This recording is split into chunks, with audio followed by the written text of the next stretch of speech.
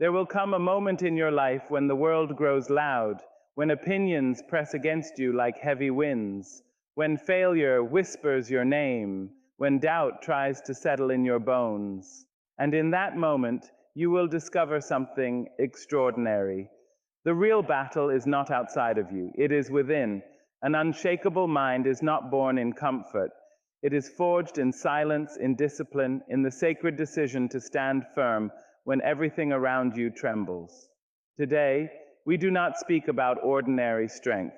We speak about inner power, the kind that does not beg for approval, does not break under pressure, and does not lose itself in chaos. These are the laws that steady your spirit, anchor your thoughts, and remind you that no storm, no voice, no circumstance has authority over a mind that has chosen to rise. The first law of inner power is this: learn the sacred difference between what you can command and what you must release. So much of our suffering is born from trying to hold the wind in our hands. We exhaust ourselves attempting to control how others see us, how quickly success arrives, how gently life unfolds. But the truth stands quietly before us. You were never given authority over the storm. You were given authority over your stance within it. And that changes everything. You cannot dictate the opinions that rise in someone else's mind. You cannot rewrite yesterday. You cannot prevent every disappointment that may step across your path. But you can govern your thoughts. You can discipline your reactions. You can choose dignity over impulse, patience over panic, wisdom over noise. That is where your dominion lives. That is where your power waits, not in forcing the world to bend, but in refusing to let it break you. When you attempt to control what is beyond your reach, anxiety becomes your shadow. Frustration becomes your language. You replay conversations, imagine different endings, and fight invisible battles long after they have passed. But when you turn inward and master what is yours, your breath, your attitude, your effort, a calm strength begins to rise. It is the calm of someone who understands that peace is not found in perfect circumstances, but in disciplined perception. To master what is within you is to pause before you respond. It is to ask yourself, is this within my power? If the answer is no, you let it pass like a cloud across the sky. If the answer is yes, you act with courage and clarity. This practice will not make you passive. It will make you precise. Your energy will no longer scatter in 100 directions. It will gather, focused and formidable. Releasing what is beyond you does not mean you stop caring. It means you stop clinging. It means you trust that life will unfold as it must, and you will meet it as you are, steady, prepared, unshaken. There is immense freedom in this surrender. The shoulders relax, the mind clears, the heart beats without the heavy rhythm of constant resistance. An unshakable mind is not one that controls the world. It is one that controls itself. When you understand this law, criticism loses its sting, delay loses its terror, and uncertainty loses its grip. You begin to walk differently. You speak differently. You live differently. Because you know that while the world may move in ways you cannot predict, your character, your response, your inner compass, these remain in your hands, and that is enough. There will always be those who test the borders of your peace. They may speak carelessly, act unfairly, misunderstand your heart, or project their storms onto your sky. But hear this gently and clearly. No one has the power to disturb the peace you refuse to surrender. Emotional sovereignty begins the moment you understand that your inner world is not public property. It does not belong to every opinion, every insult, every passing mood of another human being. Too often we hand over our serenity without realizing it. A single harsh word can occupy our thoughts for hours. A look of disapproval can make us question our worth. We replay moments, defend ourselves in imaginary conversations, and allow someone else's behavior to dictate the rhythm of our day. But this is not strength, this is permission. and sovereignty requires that you withdraw that permission. To be emotionally sovereign does not mean you feel nothing. It means you feel deeply, but you are not ruled by what you feel. Anger may knock at your door, but you do not have to invite it to stay for dinner. Hurt may visit, but it does not get to rearrange your furniture. You acknowledge the emotion, you learn from it, and then you decide who you will be despite it. That decision is your crown. When someone attempts to provoke you, what they are truly seeking is control. They want a reaction, a visible crack in your composure, proof that they can move you like a puppet on invisible strings. But when you remain steady, when you answer calm with calm or silence with silence, you reclaim your authority. Your restraint becomes your shield. Your composure becomes your quiet triumph. There is profound power in choosing not to be offended. Not because the offense was small, but because your peace is too valuable to trade for temporary satisfaction. Reacting may feel powerful in the moment, but responding with intention builds a deeper, lasting strength. It says, I am governed by principle, not by impulse. And that kind of governance shapes an unshakable mind. Emotional sovereignty also means taking responsibility for your own healing. You cannot control who wounds you, but you can control whether you continue reopening the wound. You can decide to forgive, not to excuse, but to free yourself from carrying bitterness like a heavy stone in your pocket. Forgiveness is not surrendering to them. It is releasing yourself. When you master this law, you begin to move through life with a different posture. Criticism becomes information, not destruction. Conflict becomes a test of character, not a battlefield. You no longer absorb every mood in the room. Instead, you carry your own climate, steady, measured, grounded. And in that steadiness, you discover something extraordinary. Peace is not fragile. It is a choice renewed again and again. The world may try to pull you into its chaos, but when you refuse to surrender your inner ground, you remain exactly where you belong, centered, sovereign, and unshaken. What you call a problem may, in time, reveal itself as a teacher with rough hands but honest intentions. Life does not always wrap its lessons in comfort. Sometimes they arrive as disappointment, as delay, as doors that close without explanation. In those moments, it is easy to declare defeat. It is easy to label the experience as unfair, unnecessary, or cruel, but perspective has the quiet power to transform what appears to be an obstacle into an invitation. Consider how quickly the mind decides that something is bad. A missed opportunity becomes failure. Rejection becomes proof of inadequacy. A season of waiting becomes evidence that you are forgotten. Yet the same event, viewed through a different lens, can carry a different meaning. The missed opportunity may be protection. The rejection may be redirection. The waiting may be preparation. What changes is not the event itself, but the story you attach to it. Perspective is not denial. It does not pretend pain is pleasant or difficulty is easy. It simply asks a wiser question: what is this here to teach me? When you begin to ask that question, you shift from victim to student. And a student, even in hardship, holds power, because every lesson learned strengthens the mind that receives it. There are storms that reveal the weakness in your foundation so you can rebuild it stronger. There are betrayals that sharpen your discernment. There are failures that humble you just enough to make room for growth. Without challenge, character remains untested. Without resistance, resilience remains undiscovered. The very experiences you wish away may be the ones shaping you into someone deeper, steadier, and more compassionate.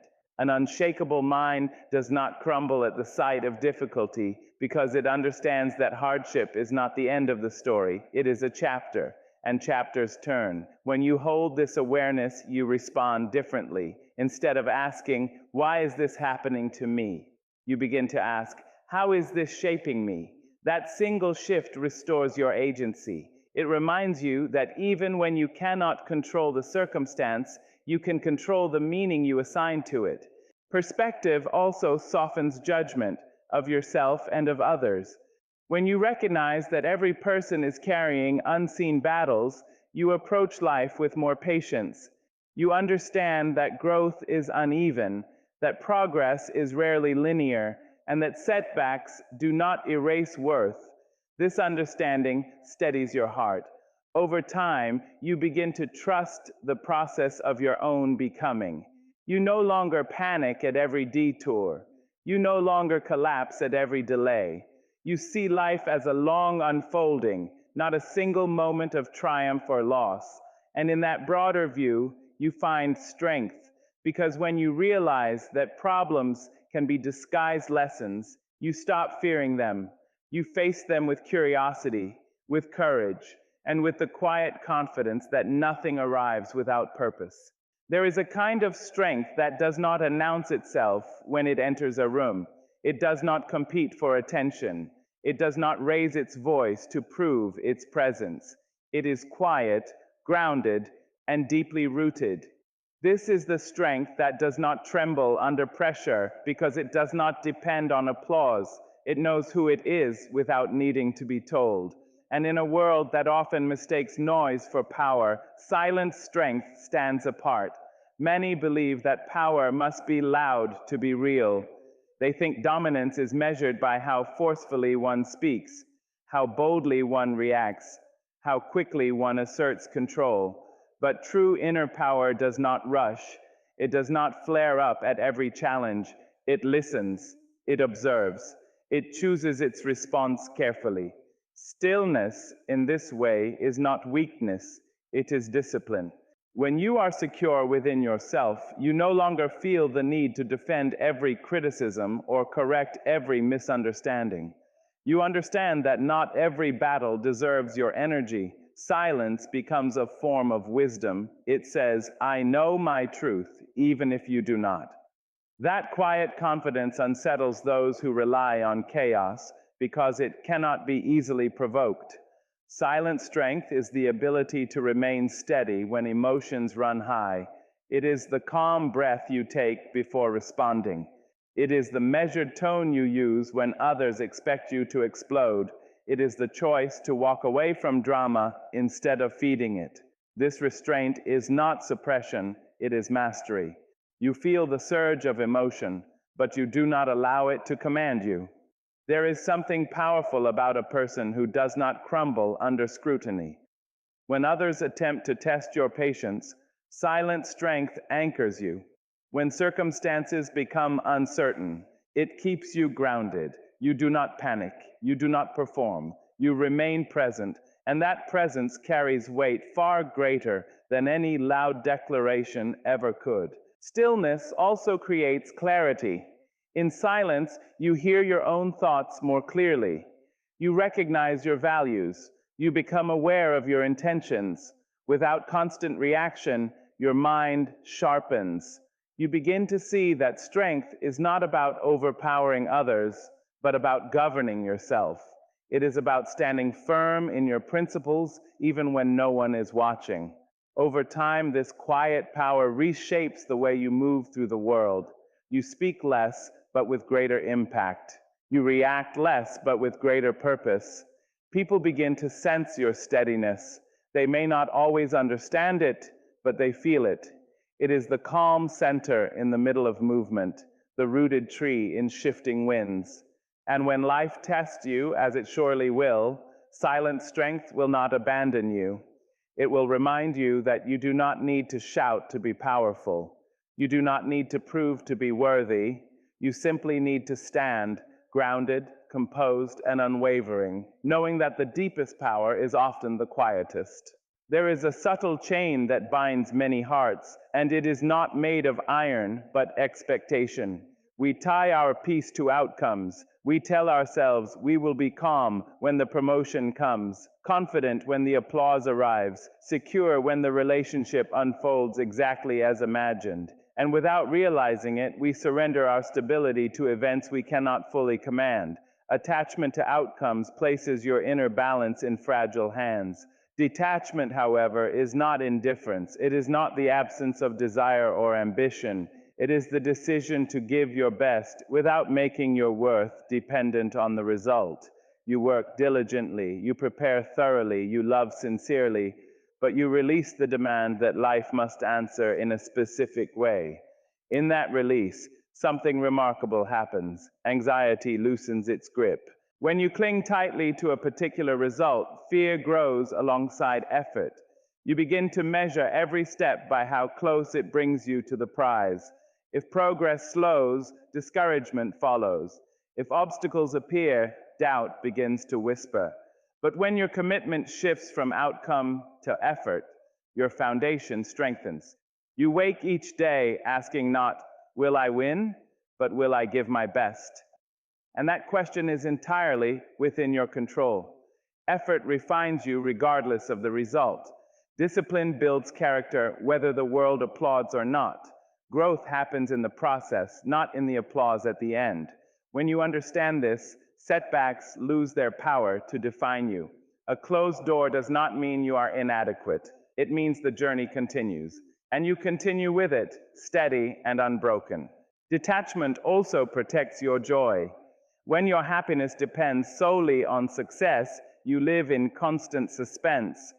But when you find satisfaction in the work itself, in the learning, in the striving, in the becoming, you experience fulfillment long before any final outcome appears. You realize that the path is shaping you in ways the destination never could. There is great courage in caring deeply while holding lightly. You pour your heart into your goals, yet you do not let them imprison you. You love people fully, yet you do not try to control their choices. You dream boldly, yet you accept that life may unfold differently than imagined. This balance is not easy, but it is liberating. An unshakable mind understands that results are influenced by countless forces: timing, circumstance, the actions of others. But effort is personal. It is yours.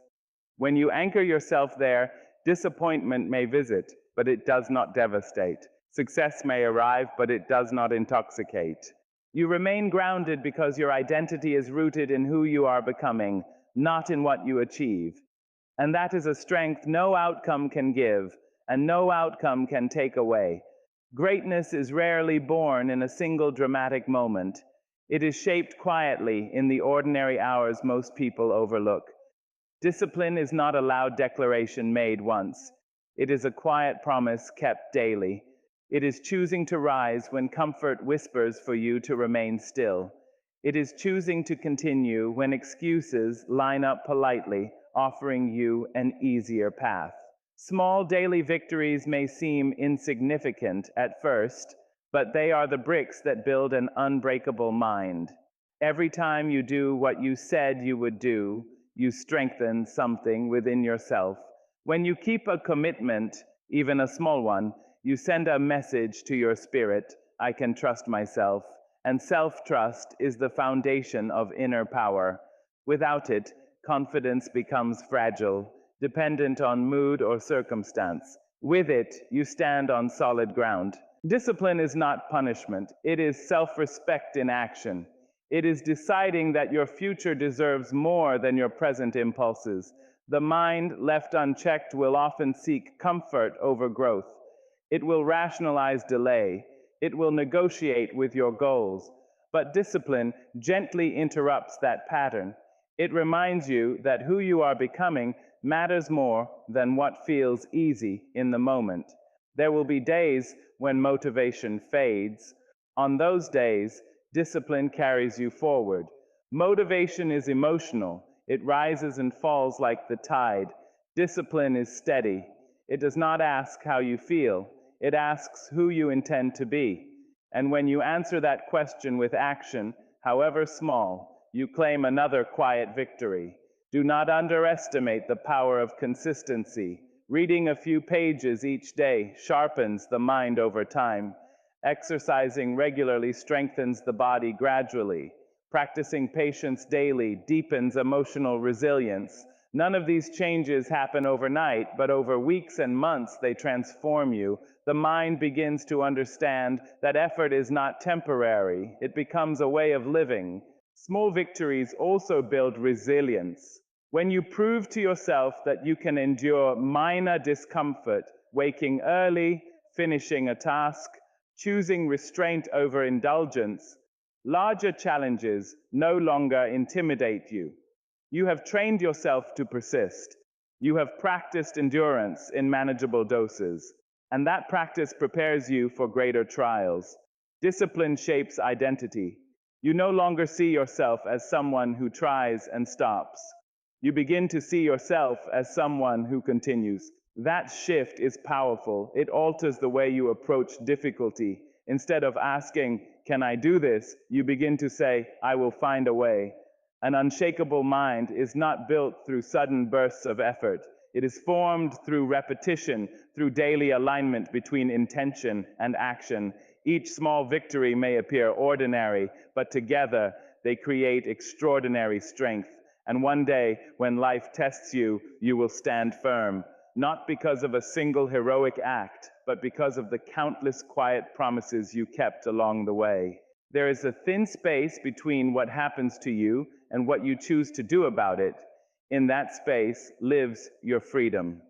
Reaction is immediate, impulsive, often fueled by wounded pride or sudden anger. Response, however, is deliberate. It is thoughtful. It carries the weight of character.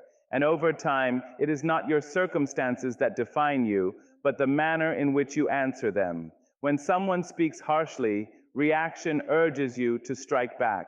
When plans collapse, reaction tempts you to despair. When disappointment arrives, reaction whispers that you are defeated. These impulses are human, natural, and quick, but they are not commands. They are invitations, and you have the authority to decline. A reaction is often about ego, about proving, defending, protecting an image. A response is about integrity. It asks, "Who do I want to be in this moment?" That question slows the pulse. It creates distance between stimulus and action. In that pause, wisdom has a chance to enter. The untrained mind moves like dry grass in strong wind, bending in every direction of circumstance. Praise lifts it too high, criticism crushes it too low. But a disciplined mind stands like a rooted tree. It feels the wind, yet it does not surrender to it. This steadiness is not emotionlessness, it is emotional guidance. You still feel anger, disappointment, or hurt, but you do not allow those feelings to steer your behavior. Consider how many conflicts escalate, not because of the original issue, but because of uncontrolled reactions. One sharp word meets another. One careless act is answered with greater carelessness. Soon, the situation grows larger than it ever needed to be. A measured response has the power to interrupt that cycle. Calm can disarm chaos. Patience can soften tension. Clarity can dissolve misunderstanding. Responding rather than reacting also protects your future. Words spoken in anger cannot be retrieved. Decisions made in haste often carry consequences long after the emotion has faded. When you choose response over reaction, you safeguard your peace and your reputation. You demonstrate maturity not by suppressing emotion, but by directing it wisely. This law demands practice. It requires you to pause when everything inside urges you to act quickly. It asks you to breathe before speaking, to reflect before deciding, to consider the long view instead of the immediate satisfaction. Over time, this pause becomes natural. It becomes strength. And here is the deeper truth. Your response shapes your identity. Each time you choose patience over impulse, you become more patient. Each time you choose dignity over retaliation, you become more dignified. Character is built in moments of decision. Circumstances may be unpredictable. People may be inconsistent. Life may surprise you without warning, but your response remains your own. In that ownership lies your power. Not loud, not dramatic, but steady, intentional, and unshakable. The way you speak to yourself in the quiet hours becomes the standard by which the world learns to speak to you. If you constantly diminish your worth, excuse disrespect, or silence your own needs, you quietly instruct others to do the same. But when you carry yourself with self-respect, steady, assured, and clear, you set an invisible boundary that says, "This is how I am to be treated." Self-respect begins long before anyone else enters the room. It is formed in your private decisions. It is choosing not to entertain thoughts that belittle your value. It is refusing to stay where you are repeatedly dishonored. It is holding yourself accountable when you fall short, yet not condemning yourself as unworthy. There is balance in it. Firmness without cruelty, confidence without arrogance. Many people confuse self-respect with pride, but they are not the same. Pride seeks superiority. Self-respect recognizes inherent worth. You do not need to prove you are better than anyone else. You simply understand that you are not less. That understanding changes the way you walk, the way you speak, even the way you listen. There is a quiet assurance that does not beg for validation. When you respect yourself, you set boundaries not as walls of hostility, but as doors with clear locks. You decide what behavior you will accept and what you will not. And when someone crosses that line, you address it calmly or you remove yourself if necessary, not out of anger, but out of clarity. You realize that protecting your peace is not selfish, it is responsible. Self-respect also reveals itself in discipline. It is caring for your body when neglect would be easier. It is honoring your commitments when excuses tempt you. It is speaking truthfully even when dishonesty might bring temporary comfort. Each of these actions reinforces a powerful message within: I matter enough to act with integrity. People respond to the energy you project. If you constantly apologize for your existence, others may overlook you. If you tolerate repeated disrespect, others may assume it is permitted. But when you stand grounded in your worth, you often find that treatment shifts. Some may rise to meet your standard, others may fall away, and that too is part of the lesson.